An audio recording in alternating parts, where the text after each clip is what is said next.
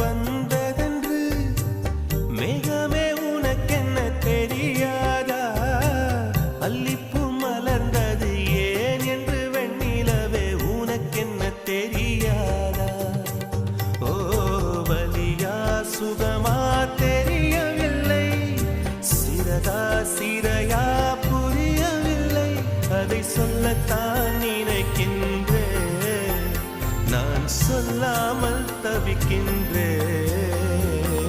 செம்பருத்தி பூவே செம்ப